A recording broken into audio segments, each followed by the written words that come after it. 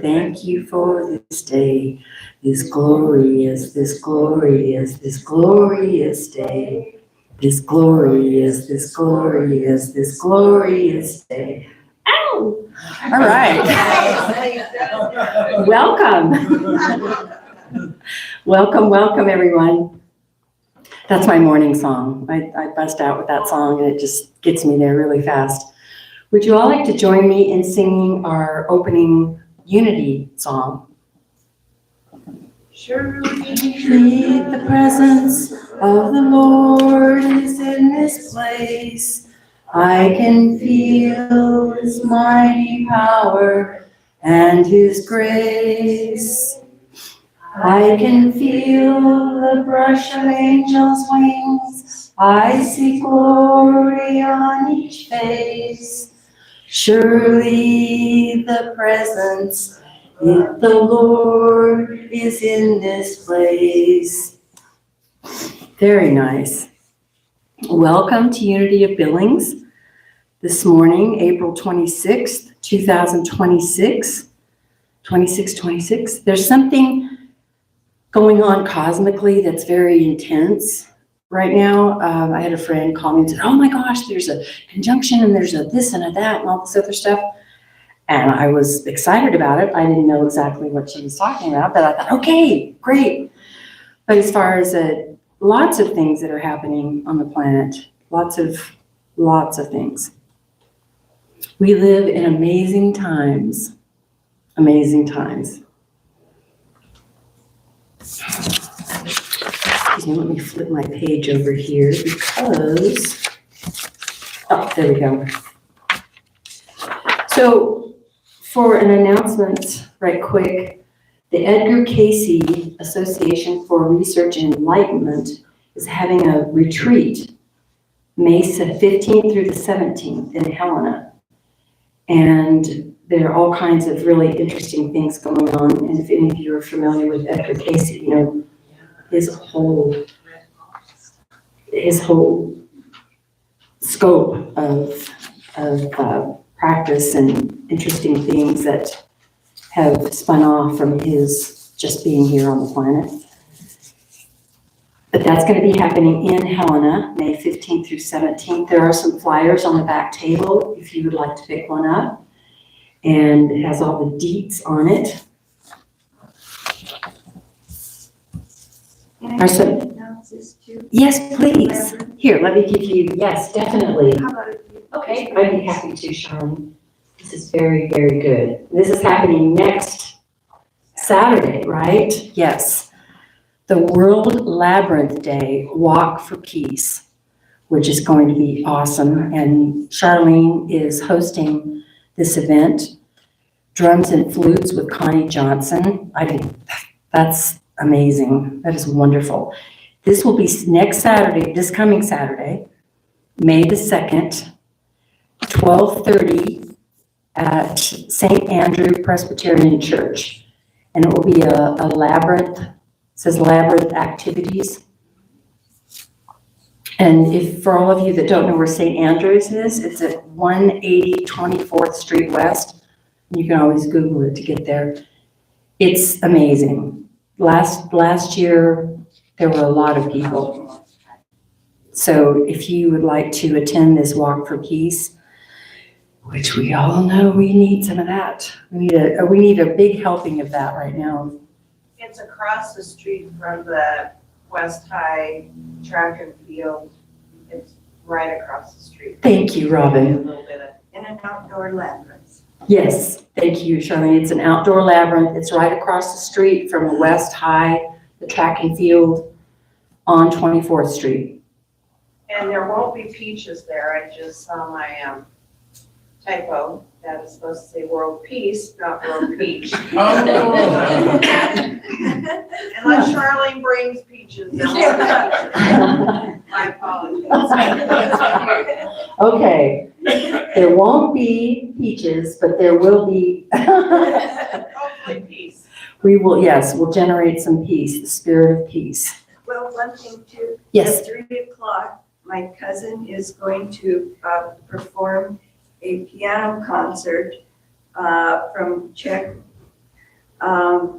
composers, and she's very good, and we're going to have Czech food.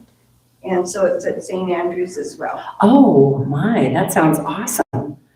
So at 3 p.m., Charlene just announced there is a concert, and with Czechoslovakian music composers that Charlene's niece, cousin is going to perform these pieces on the piano? Yes. Awesome. Oh my gosh, I love that music. And there will be food and snacks. So I'm there. Definitely. Sounds great. That's wonderful, Charlene. All right. Anybody else have any announcements they would like for me to include? We had a good turnout yesterday for the cleanup, the spring cleanup at Swords Park. Thank you, Robin, for putting that all together for us. There were, I guess, 7 people that were there. And community service, we're wearing our Unity t-shirts, or not t-shirts, but Unity shirts. And thanks to everyone that attended. Next Sunday is Friendship Potluck Sunday. Please join us. We always have delicious food and stimulating conversation. There is, this is a reminder, no service on May the 24th, which is Memorial Day. Our food collection continues downstairs and will be an ongoing project for family services. Our meditation room is open 9:30 a.m. on Sundays, Monday and Tuesday evenings from 7 to 8 p.m. Today we have the great pleasure of enjoying Rev Dwight Welch, the love of wisdom. Reverend and professor, right? I teach in philosophy department. You teach what, excuse me? I teach philosophy at MSU. Oh, yeah. Reverend Professor Dwight Welch teaches philosophy at MSUB. May 3rd will be Reverend E. Weigel, Get Inspired. May 10th will be Reverend Marshall Culver. That will be Mother's Day. And again, we have the joy of Reverend E. Weigel on May 17th. Now, if everyone will take a moment to gather themselves, take some deep cleansing breaths. Gathering means centering. Same thing, it's like. And the Unity song with David Friedman.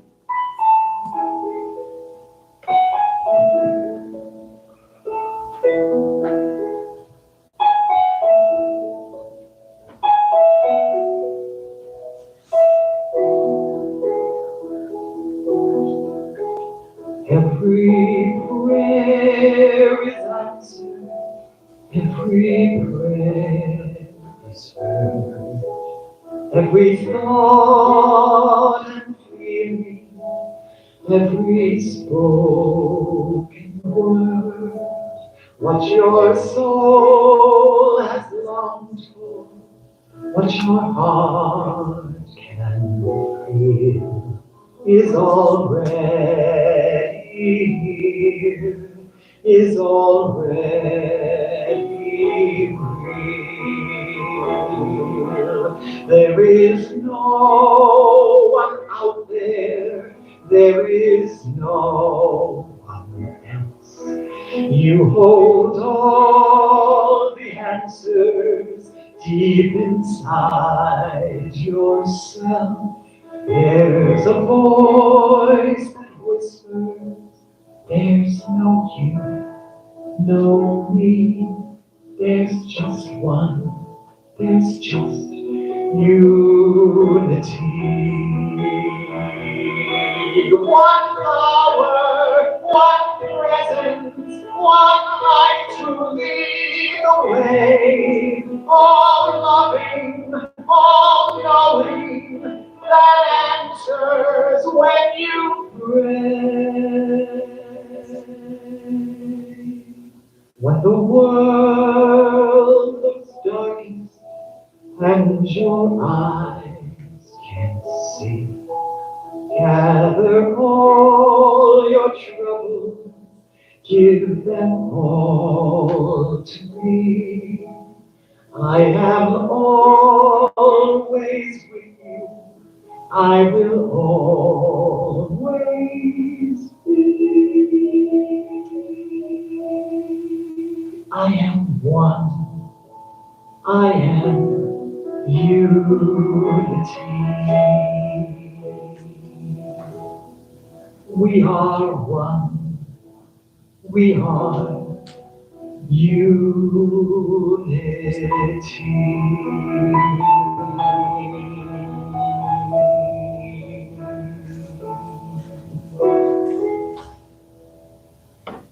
Thank you, David. As I light our Christ candle, this is a remembrance of the fact that Christ is an indwelling force within us and in our service today. Our daily word today, blessed or blessed. Will you join me in affirming? I am blessed with peace, calm, and the love of God. I am blessed with peace, calm, and the love of God. Today, if someone asks me how I am, I will smile and respond, I am blessed. This simple declaration will set the tone for the day and the conversation, encouraging me to notice blessings large and small, especially the little things I may take for granted. I will also be mindful that God is the source of all my blessings. I find my greatest blessing is in grounding myself in God's grace. It brings me peace, calms my fears, and is a bright guiding light in dark and difficult times. In the Sermon on the Mount, Jesus described the blessings of life, reminding those gathered that the truest wealth is not measured by money and power. I take those words to heart and feel deeply grateful. I am spiritually blessed, enriched by God's unwavering love. Blessed are the pure in heart, for they will see God. Matthew 5:8. And again, will you affirm with me? Blessed. I am blessed with peace, calm, and the love of God. And our Unity Foundation principle, will you join me, please? There is only one presence and one power in the universe and in my life, God, the good, omnipotent. And our Unity of Billings affirmation that was crafted by our Unity chaplain, Charlene Inglis. Thank you again for that. A continuous thank you, ongoing and forevermore. Please join me. Through divine wisdom and grace, Unity of Billings is vibrant, healing, and inclusive. And now if you'll take a moment and gather your tithes, your prayers, your compliments, and hold them in your hand, infuse them with your love, and join me in praying. Divine love flowing through me blesses and multiplies all that I am, all that I have, all that I give, and all that I receive. And I am grateful. Now we have some wonderful music on page 16, Amazing Grace. Are we going to do this a cappella? Yeah. Sweet. Unfortunately, we don't have our room here today. A cappella.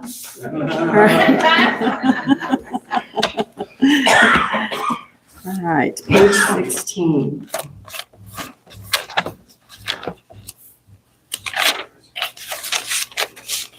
You have such a lovely voice.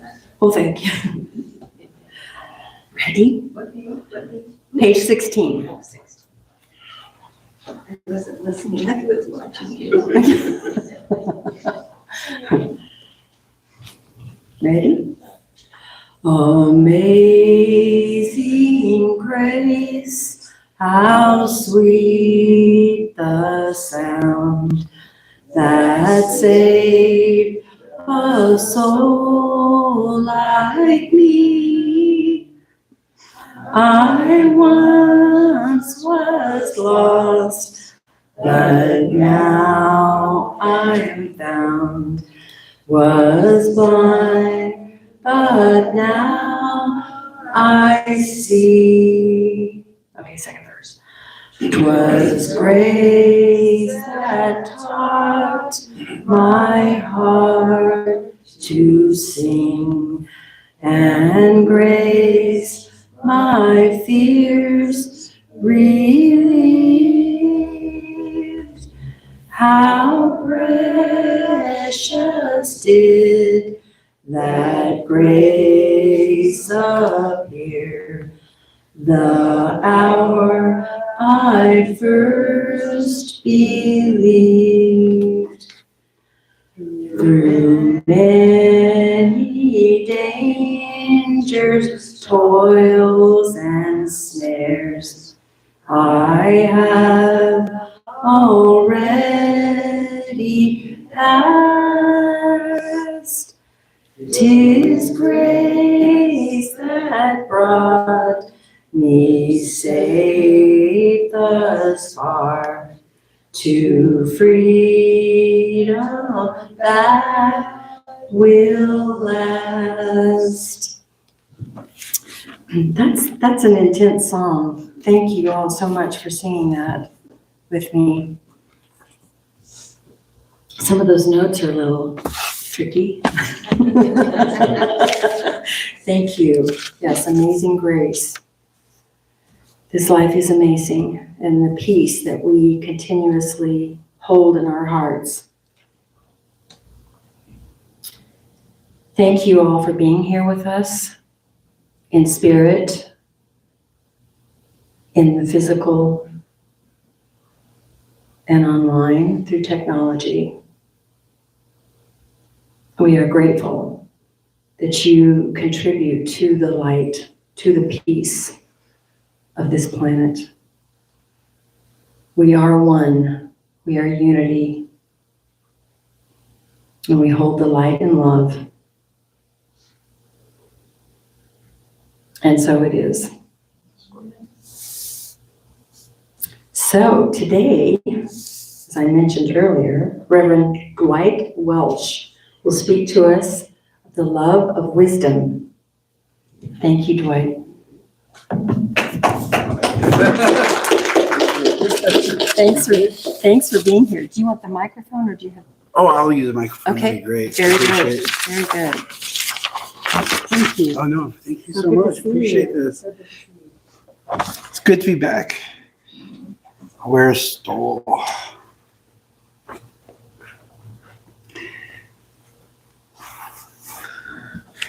And I've been with you before.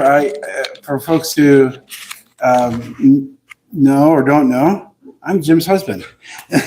and we're cat dads. And I do teach part-time in the philosophy department at MSU Billings, and I teach a meaning of life class. And you can audit it for $5 if you contact MSU Billings.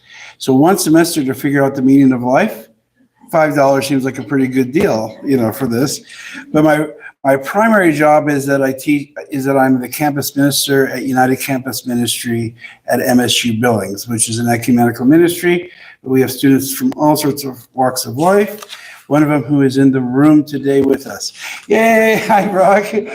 And Brock is also took on in the middle of the semester and into the fall peer ministry. So Brock is a student leader, helping lead programs, the writing club, but pretty much all the programs. So thank you, Brock. And you did it twice because you've been doing it now, but also during that period around, we were trying to recover from COVID and all the groups are kind of dispersed and we're trying to figure out how to gather students together. And so We've known each other for a couple of years because of this.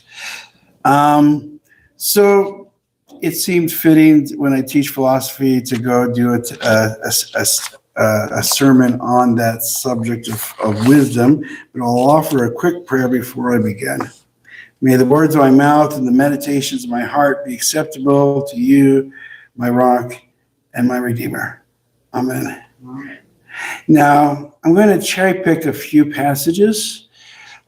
The first one is, does everybody know the story of Solomon, the wise king that God gave wisdom to, right? The king of Israel. Solomon, before he begins his reign, asks for wisdom, and this is what the book of First Kings says. It pleased the Lord that Solomon had asked this. God said to him, because you have asked for wisdom and have not asked for yourself long life or riches or for the life of your enemies, but have asked for yourself understanding to discern what is right. I now do according to your word. Indeed, I give you a wise and discerning mind. And then from the Psalms, wisdom and light are often intermixed together. So if you think of light and wisdom as much the same, in the Psalms 112, light shines in the darkness for the upright.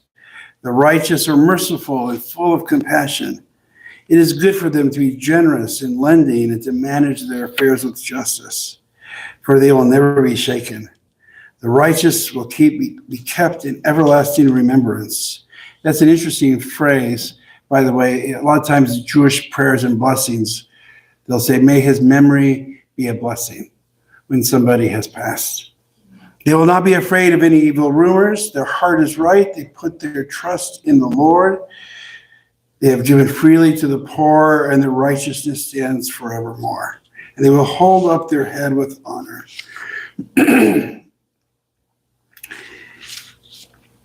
And from Isaiah 58, if you offer your food to the hungry and satisfy the needs of the afflicted, then your light shall rise up in the darkness, and your gloom be like the noonday.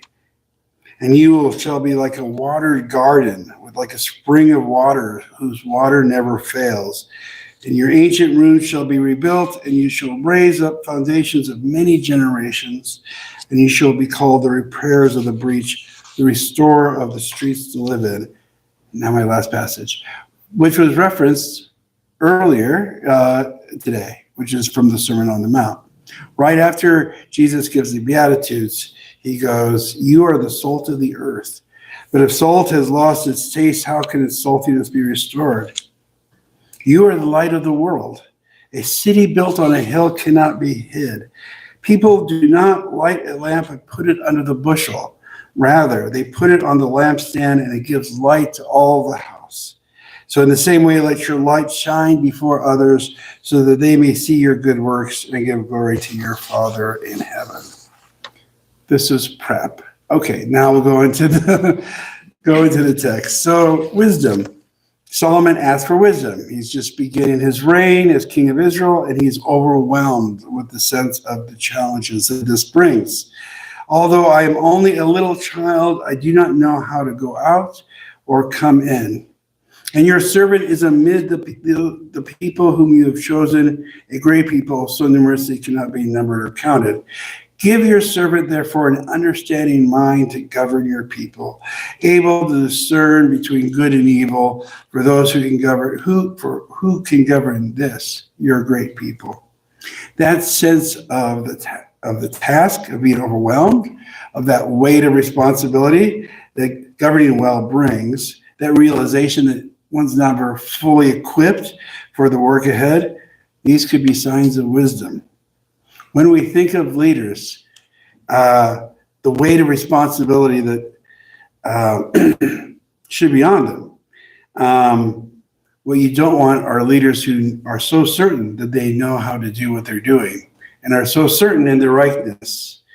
It's always the leaders who don't want to lead, to try to pull them out. Those are the ones you want. The ones a little too hungry for the crown, you get a little suspicious of, and rightfully so, because leadership takes responsibility.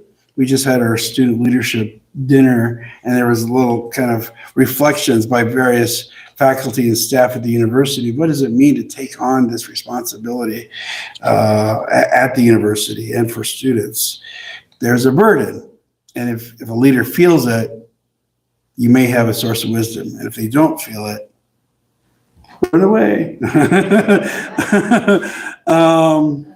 It pleased the Lord that Solomon had asked this. That is, God desires that we desire wisdom.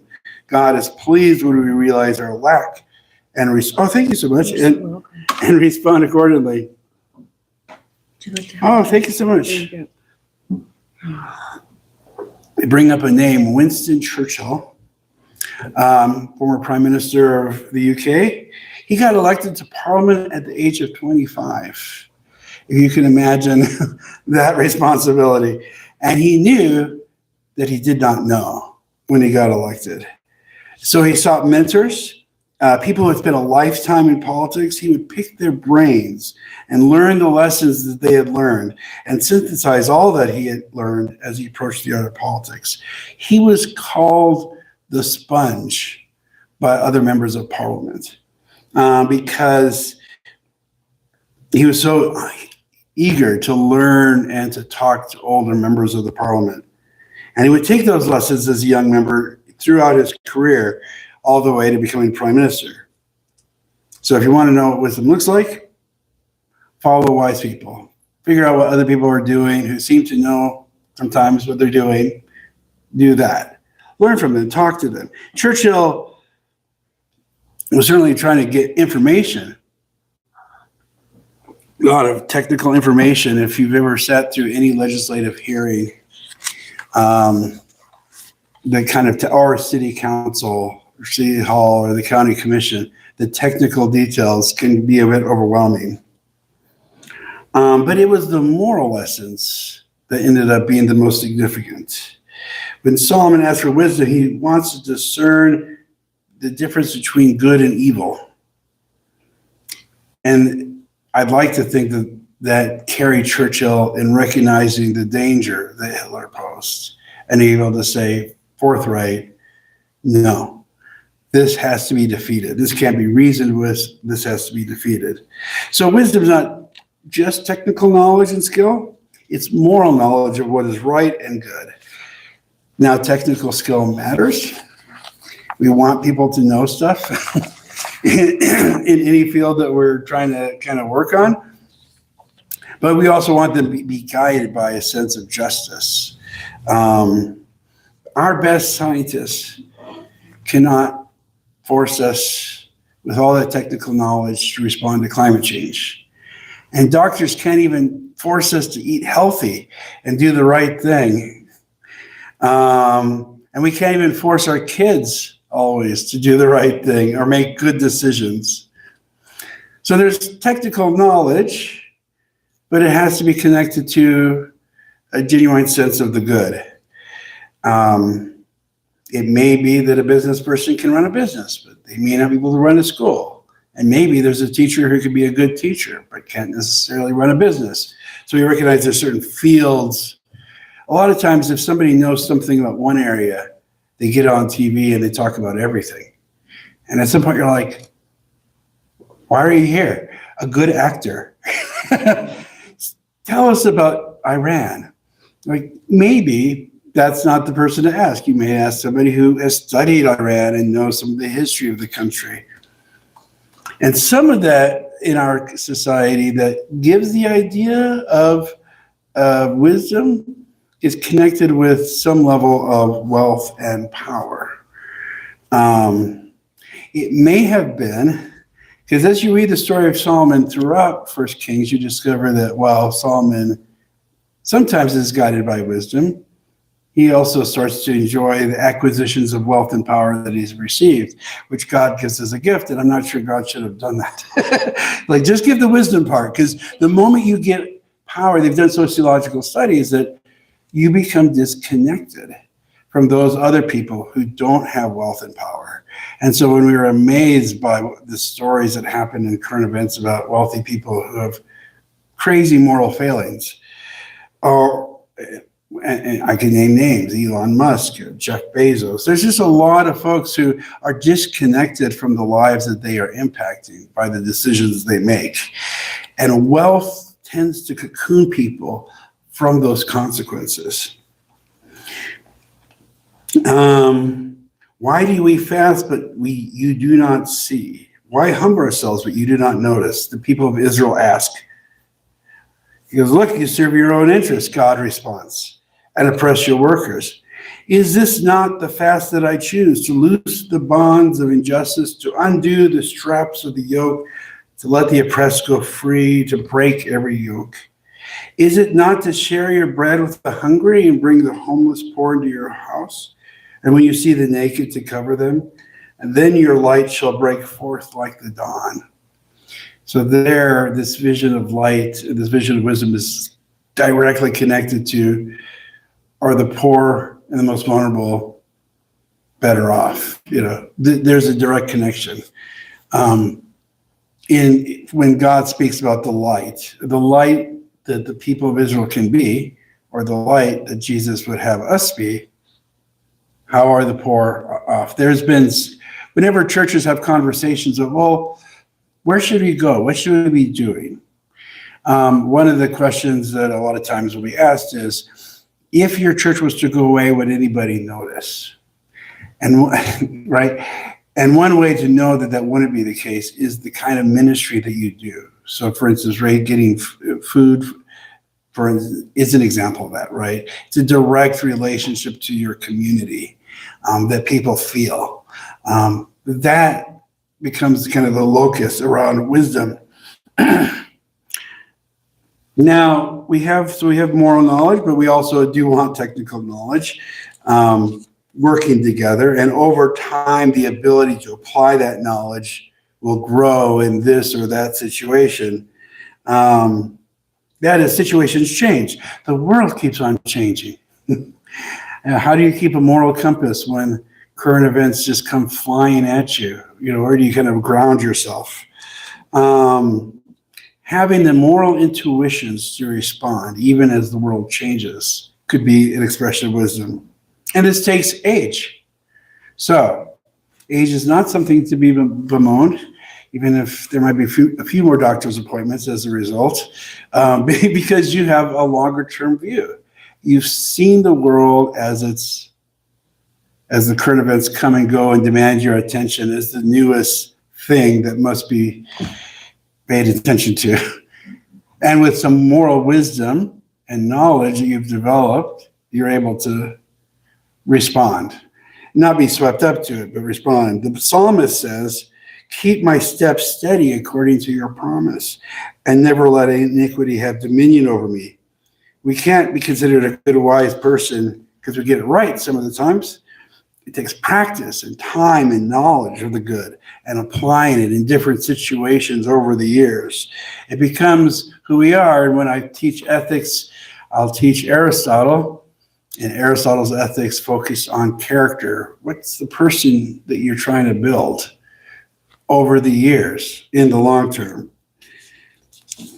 To pull this off takes a level of dedication. And this is why I wanted to kind of go with Matthew. There's a lot of stories about Proverbs of Jesus, and a lot of the Proverbs center on the passion for wisdom, the willing to forsake everything for it. To get a hold of the good is to get a hold of God. And to get a hold of the good and God is to hold on to what is eternal and not what is temporary. Our health can be spotty. Our material possessions change with the seasons, but divine wisdom, this remains forever. So the kingdom of heaven is like a treasure hidden in a field which someone found and hid, and then in his joy he goes out and sells all that he has and buys the land. That's a passion, be able to do that. The kingdom of heaven is like a merchant in search of the fine pearls. On finding one pearl of great value, he went and sold all that he had and bought it. That is, we will pursue wisdom as if it was of ultimate value. That's supposed to be what philosophy is supposed to be. Philia is love, the love of wisdom, as a kind of breaking down the origin of the word. And then when Paul speaks of wisdom, his is kind of a curious language. We have the Gospels, and then we have Paul's writings, and they form a good chunk of the New Testament. We've been doing a Bible study with students, so it's kind of been fun to, where do you find the Psalms? Where do you find Genesis? Where do you find the Sermon on the Mount? But in the end, we have these Paul letters. And when he speaks of wisdom, he writes, "Yet among the mature we do speak of wisdom, though it is not the wisdom of this age or of the rulers of this age. But we speak of God's wisdom, a hidden mystery, which God decreed before the ages for our glory, and which none of the rulers of this age understood." That is, and I take that quite literally when they mean the rulers of the age. They mean, CEOs, presidents, generals, celebrity, anybody who has some focus of power and attention. And so what is the mystery? According to Paul in Ephesians, it's with all wisdom and insight he's made known to us the mystery of his will, according to his good pleasure that he set forth in Christ as a plan for the fullness of time, to gather up all things in him, things in heaven and things on earth. So this is kind of interesting vision of wisdom. In some ways, wisdom was kind of reflected in the unity song that you sang, or the gentleman sang, the video, right? The gathering up into a unity becomes God's vision of wisdom. God's intentions for the world is not just those who count. One of the worst things I've ever heard, I don't know why it annoys me to all, on social media, there was a trend of like, how do you become a high value person? You don't want to be a low value person. You need to be a high value person, right? You better, and the lists are, working out and, so there's different kind of hierarchies people kind of imagine of how they situate their sense of value. And the thing that kind of scared me was reading about a sociological study or psychological study that by 5 or 6 kindergarten kids can know where they fit on a hierarchy in the playground. They know the kids who have more value and the kids that have less, which is a terrible lesson, right? A terrible lesson. And we built a whole society around that. That's the wisdom of the age. There are those who have power, those who have might. But God's intention is for the whole of creation, right? For children, for the poor, for the dispossessed, for the elderly, for those without any particular voice. It's gathering up all things in heaven, all things on earth. And I think that includes animals, which, it includes, what are the organisms you have when you build Microenvironment, the microbes. The microbes are a part of God's good intentions, right? And God's concern and God's love. And they're definitely not always thought about. Now, Paul understands that that's not how we operate. And in 2 Corinthians, he says, for what a human knows is what's truly human. But no one comprehends what is truly God's except the Spirit of God. So the Spirit of God could be another word for wisdom. What is normal, and human psychology seems to back it up, is we do look for these distinctions and rankings. We're human. We are interested in those things that interest us. And the rest of the world, we're not terribly interested in. And there's a lot of moral failings as well as just failings of wisdom, lack of wisdom, because so much of the world is not within our purview. We don't know. I had my students read a book on the environment called The Sense of the Divine. And it was interesting talking with students because we got to share stories about how they've experienced nature over that time. But the author, his name is James Gustus, and he really wanted to give a feeling of nature is the one place you're confronted with. The world is so much bigger. So that sense of wisdom is a sense of awe about what we don't know and how much of the world is important and matters to God, whether we are aware of it or not. God has a sweep of all creation. So one of the wonderful speeches is from the book of Job. Let the fish teach you. But, and so we have in Matthew 5, if you greet only your brothers, what is extraordinary about that? A beautiful old British rendering here. Even the heathen do this. I don't know if we use the word heathen there. Even the heathen greet their brothers. But there must be no limit to your goodness, as your heavenly Father's goodness knows no bounds. The wisdom of the age can't fathom the idea of an infinite value that God places on every corner of the earth. And so to agree that we can mirror that same sense of the holy, to model it, to be attentive. So I'm going to quote, has everybody seen The Color Purple? So there's that phrase that Chuck uses, because I think it pisses God off if you go by a field of purple and you don't notice it. That sense of the divine, right? That sense of God's care and concern. That if we bring that forward, our lives will indicate a kind of wisdom, a divine wisdom, that cannot be placed under a bushel, and that becomes the charge of campus ministry, it becomes the charge of the church, it becomes the charge of any of us who wish to seek a life of wisdom. Now, what I want to close with is a prayer that comes from, and I cannot think of, he's a Native American, and I cannot think of his authorship, but I came across it through the United Church of Canada. And so I thought I'd close with this. Bountiful God, we thank you for your grace that has sustained us, your wisdom. May we walk in beauty and make our eyes behold your world and our neighbors. May our hands respect the things you have made. May our ears be sharp to hear your voice.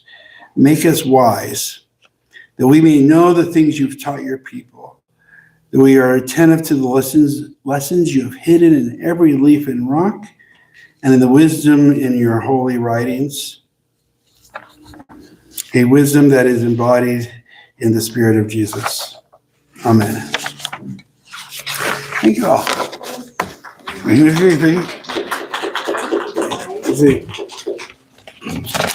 so much for being here.